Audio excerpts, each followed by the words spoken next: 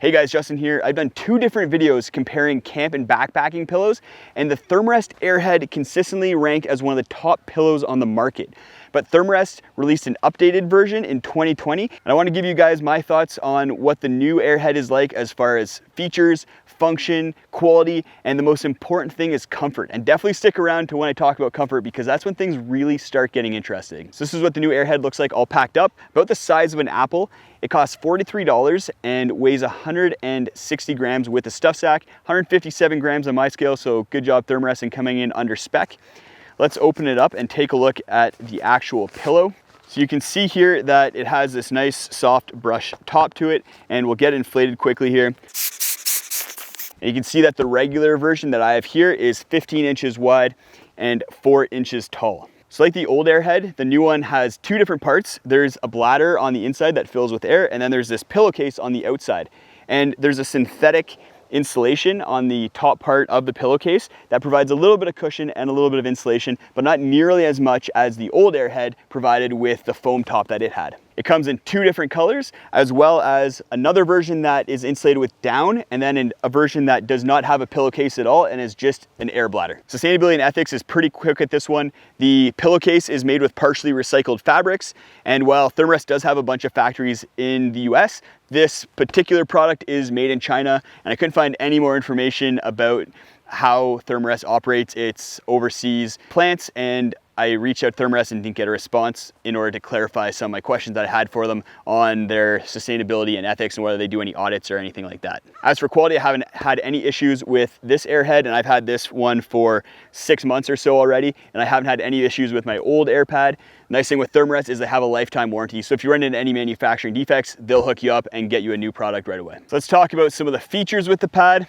I'll just get deflated and pull out the bladder here so you can see what that looks like. But one of the features is you can take the bladder out, and this pillowcase cover is machine washable. So if you are kind of a sweaty person or tend to get your pillows very grimy, you can just take the pad off, machine wash it. That's a really awesome feature. And here's the bladder, pretty straightforward, just a classic plastic bladder with 2 baffles in the middle. And it's pretty easy to put that back together. You just find the hole for the valve in the pillowcase, stick it in there, and then shove the bladder back into the pillowcase. And then that's where we get into one of the worst things with this pad, and that's the valve. So Thermarest has had these twist valves that they've been using for a really long time. They recently updated the valve system on their sleeping pads, which you can see here on the Thermarest NeoAir X-Lite that I have. But the Air Head uses the old twist valve, and it's super annoying. As you inflate it, you slowly need to keep blowing into it and twist it to get it closed. Otherwise, you lose a whole bunch of air out of it when you take it out of your mouth and try to close it. And that brings us to comfort, and that's where things get interesting. If you saw any of my old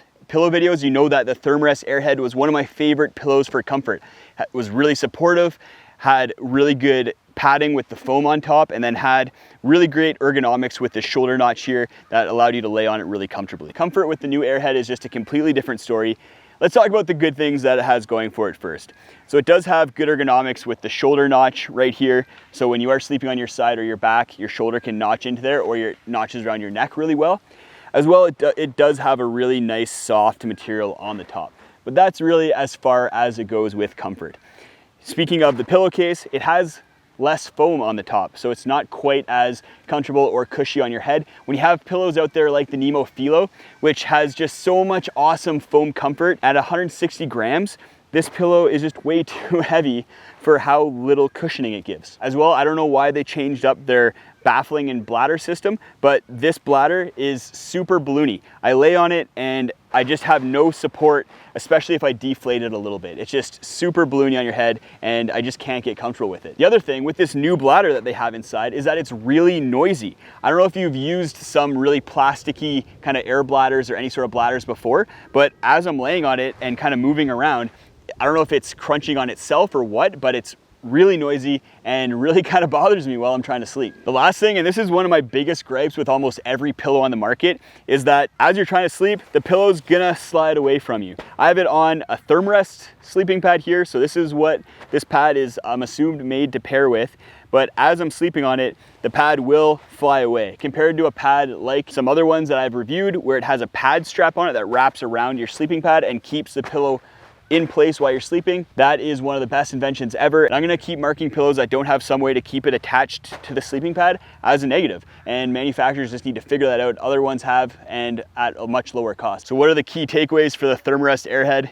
I think the number one purpose of a pillow is to be comfortable and help you sleep. And I think that's where this pillow just really drops the ball. I find it to have a balloony baffling system, loud, and have a terrible valve for inflation and deflation, and just not worth the $43 that Thermarest is charging for this pillow. And these days I just have troubles recommending any pillow that doesn't have some sort of pad attachment system like a pad strap, and the Thermarest Air Head does not have that. If you are looking for a pillow that I think is great and has a pad strap, I'll post a video right up there to my review of the Trekology 2.0 pillow. It has a pad strap, super comfortable, and is really affordable at only $15. It's unfortunate this pillow is so terrible. I had a lot of high hopes for it based on how great the predecessor was. Thanks for watching, guys, and we'll see you next time.